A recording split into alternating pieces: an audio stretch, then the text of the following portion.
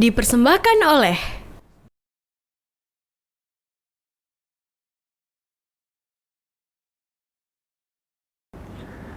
Assalamualaikum warahmatullahi wabarakatuh. Bismillahirrahmanirrahim. Alhamdulillah alladzi akhrajana min dhulumatil adami binuril ijad.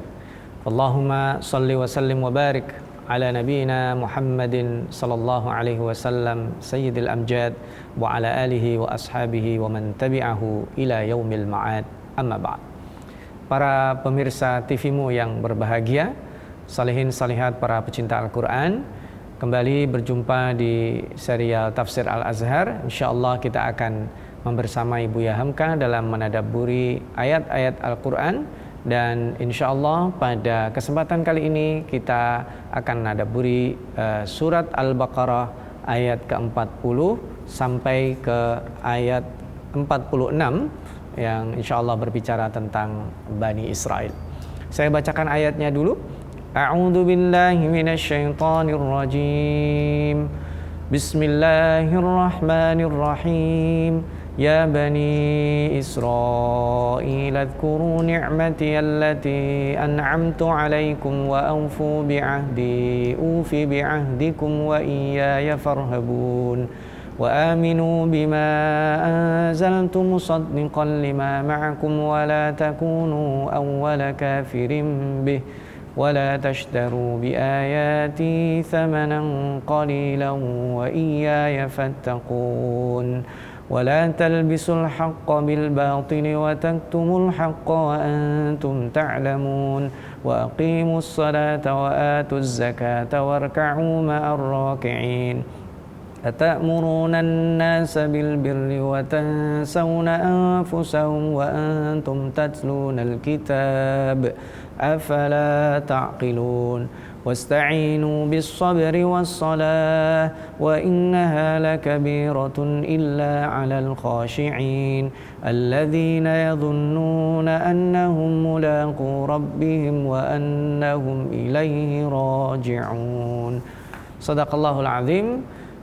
Para pemirsa TV-mu yang berbahagia, Buya Hamka setelah pada pertemuan sebelumnya menjelaskan bahwa anak Adam akan terus diincar oleh iblis dan bala tentaranya, maka kali ini temanya langsung di breakdown pada kenyataan. Di antara keturunan anak Adam itu adalah Bani Israel, dan Bani Israel merupakan salah satu kisah yang sering disebutkan di dalam Al-Quran. Pada segmen ini Buya Hamka memberikan judul pada subtema Tafsir Al-Azhar adalah dakwah kepada Bani Israel. Pada kesempatan ini beliau menjelaskan asal muasal Bani Israel yang ada di Madinah. Mereka bukan dari keturunan Qahtan atau Adnan, bukan pula dari keturunan Aus dan Khazraj. Mereka adalah keturunan dari Nabi Ya'qub alaihissalam yang sebelumnya terdiaspora di luar Arab dan masuk ke negeri Arab, berkembang mereka di sana. Ada beberapa kabilah yang ada di Madinah, persukuan mereka adalah Bani Nadir, Bani Qainuqa, dan Bani Quraidah, serta suku-suku kecil lainnya. Dan pindahnya Nabi Muhammad ke Madinah berinteraksi dengan mereka, kegiatan perdagangan yang ada di tangan mereka, sehingga mereka juga berjumpa dengan Nabi Muhammad SAW dan mereka diikat dengan perjanjian yang kita kenal dengan Piagam Madinah. Maka diingatkan yang pertama tadi, ya Bani Israel, wahai Bani Israel, ingatlah nikmatku yang telah aku karuniakan kepadamu dan penuhi janjimu agar aku penuhi pula janjiku, dan semata-mata kepadaku sajalah kamu takut. Ayat ini sebenarnya Allah ingin flashback mengingatkan Bani Israel pada saat mereka diselamatkan dari kejaran Fir'aun. Pada saat itu Allah SWT menyelamatkan kakek moyang mereka dari perbudakan yang dilakukan oleh Fir'aun. Lalu kemudian mereka bisa berada dalam kenikmatan yang luar biasa diberikan oleh Allah SWT. Tapi lama-kelamaan kemudian mereka mengikuti apa yang dibawa oleh Nabi Musa, tetapi terjadi penyelewengan, yaitu Taurat yang dibawa Nabi Musa tidak seperti hanya kemudian diamalkan semuanya, sehingga mereka menyebut sebagai orang-orang Yahudi. Jadi sebenarnya penamaan Yahudi sendiri itu adalah mereka yang menamai, dan itu terdistorsi dari ajaran yang pertama. Kitab Taurat diyakini sebagaimana yang disebut oleh Buya Hamka, meskipun kitab Taurat sudah tidak ada aslinya lagi, tetapi janji itu masih bertemu bahwa mereka tidak akan mempersekutukan yang lain dengan Allah. Jadi ini ada nilai positif yang dibawa dari Bani Israel, sekalipun terdistorsi kitab Tauratnya, tetapi mereka masih menjaga agama tauhidnya. Kemudian mereka diberikan penjelasan bahwa nanti pada suatu ketika ada seorang nabi dari Bani Ismail, yaitu saudaranya Nabi Ishak, yang akan menjadi nabi akhir zaman. Dan karena itulah jika mereka diberikan pesan ini yang sudah ada di dalam Taurat, mereka seharusnya mengetahui ini. Tetapi kemudian titik ini mereka tidak bisa pegang. Dan ketika mereka diminta oleh Allah untuk percaya kepada apa yang akan diturunkan, yang pada waktu itu sudah diturunkan, yaitu Al-Quran, sebagai musaddiqan, sebagai kitab yang membenarkan dan menguatkan apa yang dibawa oleh Nabi Musa alaihissalam di dalam Taurat. Maka titik-titik temu ini sebenarnya sudah ada. Mereka tidak menyekutukan Allah sebagaimana yang ada di sini, tidak membuat berhala, hormat kepada orang tua, tidak berzina, tidak mencuri, tidak menjadikan saksi palsu. Kemudian hal-hal itu yang juga diulang-ulang di dalam mitsaq Bani Israel atau perjanjian Bani Israel, komitmen Bani Israel kepada Allah Subhanahu wa taala. Dan semata-mata hanya kepadaku sajalah kamu bertakwa. Ini pesan Allah yang disampaikan melalui Al-Qur'an. Tetapi menariknya bahwa ketika Allah Subhanahu wa taala menyampaikan hal penting di antara sekian komitmen yang sudah dibuat, dan mereka sama-sama tahu bahwa di dalam catatan Taurat ini nanti ada seorang rasul yang datang dari kalangan saudara sepupu mereka dari Bani Ismail, tetapi kemudian pemuka agama mereka melarang pengikutnya untuk beriman. Pemuka agama mereka menutup-nutupi untuk case yang satu ini. Yang lain boleh oke, tetapi yang ini tidak diperbolehkan untuk mengikutinya. Padahal mereka mengetahui tentang Nabi Muhammad dan itu yang ditunggu-tunggu oleh mereka, sehingga mereka kemudian mencampur adukkan sebagian yang tadinya asli dengan sebagian yang mereka buat-buat. Seperti apa kelakuan mereka ini akan berefek dan berakibat, insya Allah setelah jeda singkat berikut kita akan lanjutkan. Para pemirsa TV-mu yang berbahagia, salihin salihat para pecinta Al-Quran, kembali kepada para pemuka agama Bani Israel yang menyembunyikan hakikat yang sebenarnya mereka sudah tahu. Lalu itu saya bacakan bahasa yang ditulis oleh Buya Hamka, bahwa Bani Israel yang dijanjikan Nabi yang turun dari Bani Ismail yang mereka tunggu untuk mempertahankan kedudukan ini, mereka telah sengaja mencampur adukkan yang benar dengan yang salah dan menyembunyikan yang sebenarnya. Maka kemudian pesan-pesan setelah ini itu akan berlaku dan berlanjut sampai hari ini. Sekalipun temanya adalah Bani Israel, tetapi ini sangat-sangat relate, berhubungan dengan hidup kita hari ini ketika Allah memesankan wasta'inu bis-sabri was-shalah. Nah, diperingatkan ini kesalahan-kesalahan mereka, maka al-isti'anah bis-sabri was-shalah, Allah Subhanahu wa taala meminta siapapun, baik Bani Israel dan juga orang-orang yang datang setelahnya, baik Bani Israel dari sejak zaman dulu, di zaman kakek moyang mereka, ataupun Bani Israel yang ada pada saat turunnya Al-Quran, yang masih relate kondisinya, sampai juga Bani Israel zaman itu turunnya Al-Quran tidak ada, maka mendirikan salat dan sabar itu adalah perintah. Beribadah ini tujuannya adalah untuk mengembalikan mereka pada setelan awalnya, bahwa mereka harus beriman terhadap apa yang diturunkan oleh Allah Subhanahu wa taala. Apabila Allah memerintahkan supaya iman kepada keesaan Allah, dan itu dimulai dengan mengerjakan salat, mengeluarkan zakat, akan tumbuhlah iman itu dengan suburnya. Karena ada orang yang mengaku beriman tapi malas salat. Berbahayalah bagi iman itu, karena kian lama akan runtuh. Dan orang yang seperti ini akan sulit dididik untuk bermurah hati dan mengeluarkan zakat. Dan bakhil adalah musuh terbesar daripada iman ini. Kemudian apabila mereka disuruh ruku bersama orang-orang yang ruku tidak cukup dengan perintah sholat, apakah ini bukan berarti berulang? Nah ini kata beliau ya, kok ada kata-kata ruku, disuruh ruku, padahal kan udah sholat cukup.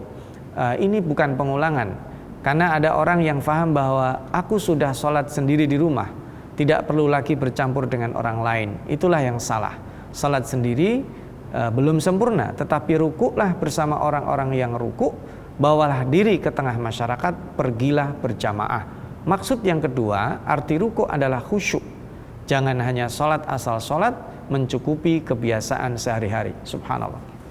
Bani Israel telah melakukan yang diperintahkan Allah, tetapi mereka tidak benar-benar melaksanakan dengan sepenuhnya. Karena kata-kata warka'u ma'ar-raki'in, rukuklah bersama orang-orang yang raki', itu bentuknya plural. Seseorang yang hanya sholat sendiri di rumah belum cukup, dia harus menyatu dengan masyarakat. Dan masyarakat yang dia menyatu di situ juga adalah masyarakat yang rukuk. Artinya sholat secara berjamaah ini melatih bahwa seseorang setelah melakukan internalisasi nilai iman, dia punya kewajiban untuk membersamai masyarakatnya. Dan itu yang menjaga kestabilan. Kalau yang sesat itu sebagian kecil, kemudian bercampur dengan yang lain yang masih waras, maka kemungkinan bisa diingatkan. Dan sebaliknya, ketika seseorang merasa benar terhadap apa yang salah yang dia lakukan, dengan bercampur dengan masyarakat yang sama-sama rukuk tadi itu, dia akan terkoreksi dan kembali kepada yang baik. Kemudian Allah meneruskan lagi perintahnya kepada Bani Israel, apakah kamu suruh manusia berbuat kebajikan dan kamu lupakan dirimu sendiri, padahal kamu membaca kitab, apakah kamu tidak fikirkan? Ini teguran keras.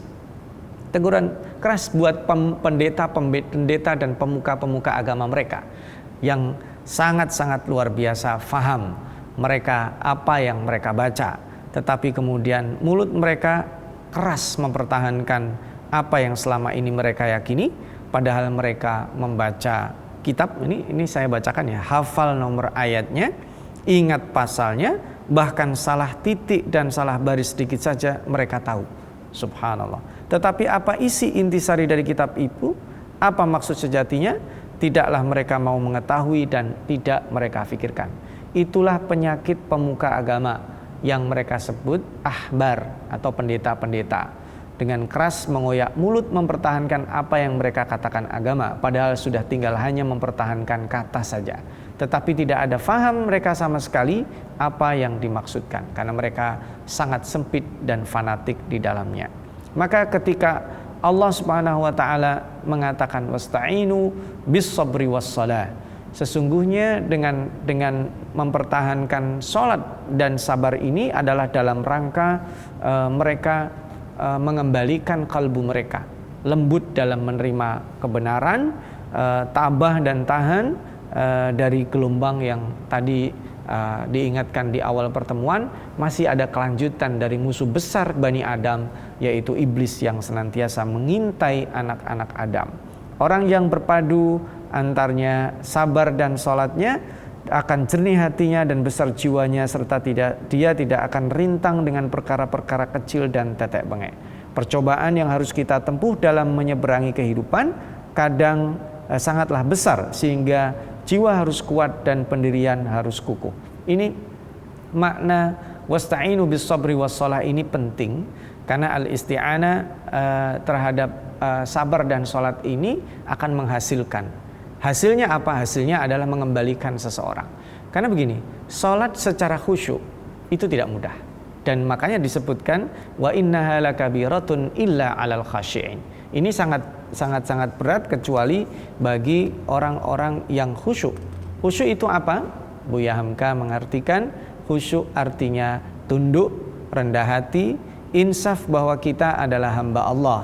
Cinta kasih kepada kita, nikmatnya lebih banyak dari cobaannya. Saat kita menerima nikmat itu dan kemudian kita merasa kembali kepada Allah, maka kita akan mendapatkan khusyuk.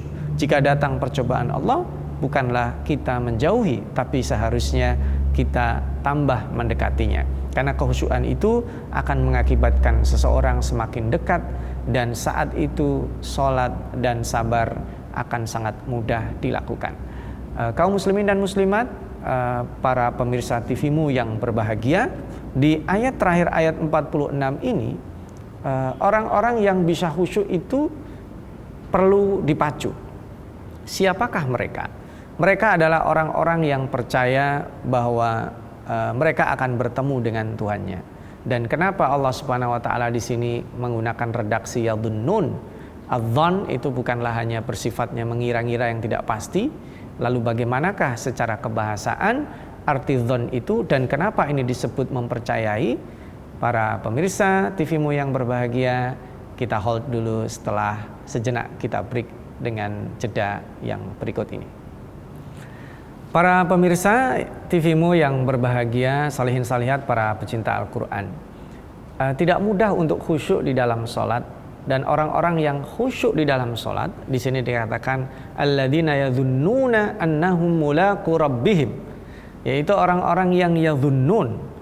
Nah, kata-kata adzan di sini saya bacakan ya. Dalam ayat ini kalimat yadhunnuna yang kita artikan mereka sungguh percaya.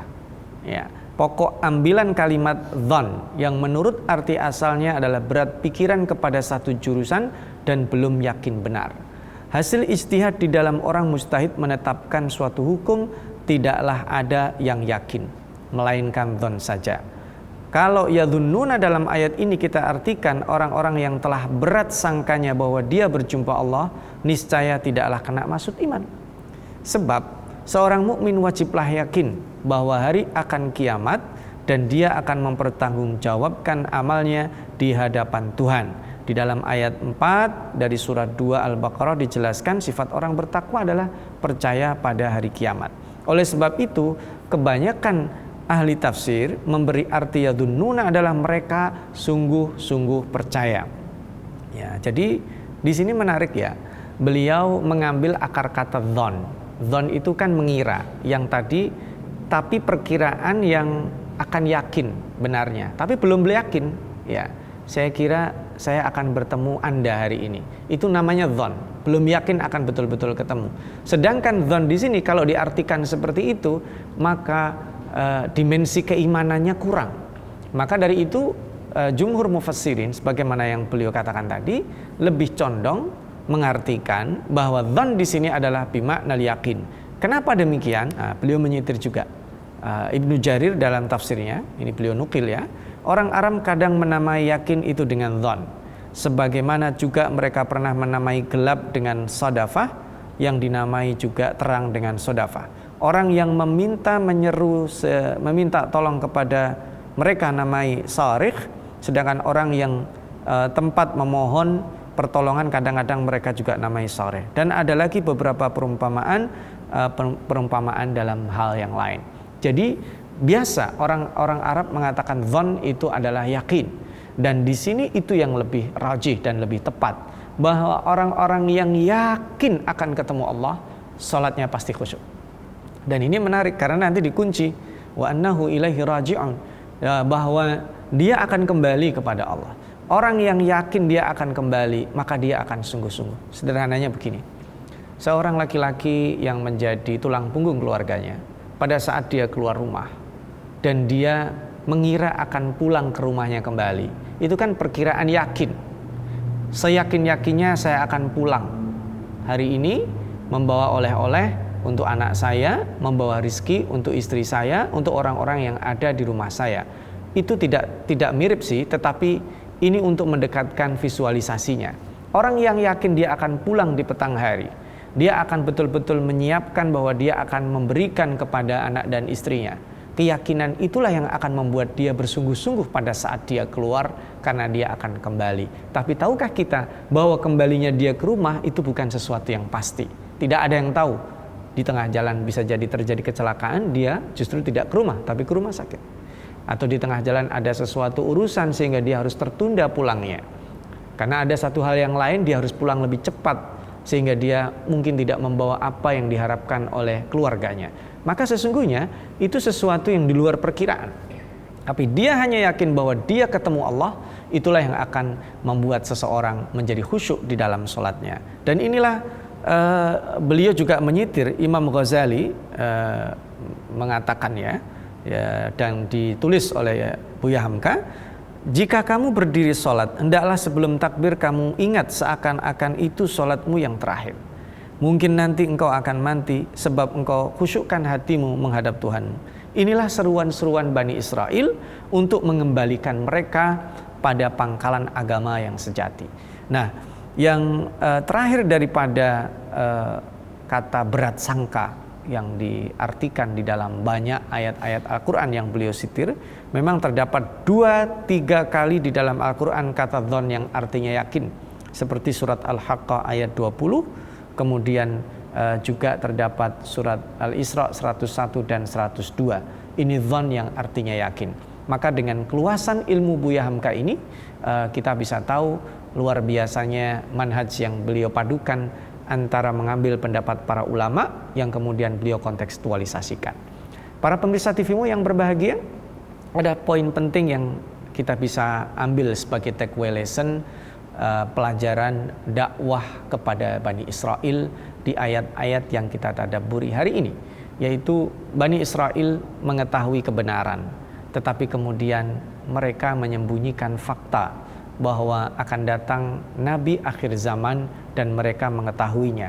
Ada beberapa hal yang titik temu yang Allah Subhanahu wa taala ambil sebagai al-ahd tadi itu, yaitu tadi tidak mempersekutukan Allah, menghormati orang tua, tidak berzina dan seterusnya dan seterusnya.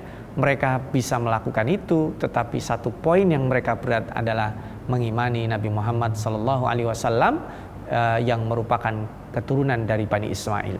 Dan ini satu pangkal poin yang kelihatannya remeh menyebabkan mereka melakukan keburukan yang sangat besar, mencampur adukkan antara yang betul asli, genuine, dan antara yang palsu yang mereka kemudian create untuk mendustakan di hadapan para pengikut mereka. Allah Subhanahu wa taala memberikan bekal, dan ini juga bagi kita.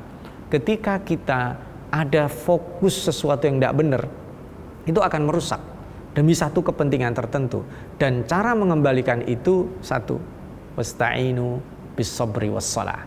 Kita kembali pada salat, karena salat ketika ditegakkan secara benar-benar, dalam surat Al-Ankabut dijelaskan innas salata tanha 'anil fahsya'i wal munkar. Salat itu akan menjadi imunitas, mencegah seseorang untuk berbuat al-fahsya dan al-munkar yang akan merusak dimensinya.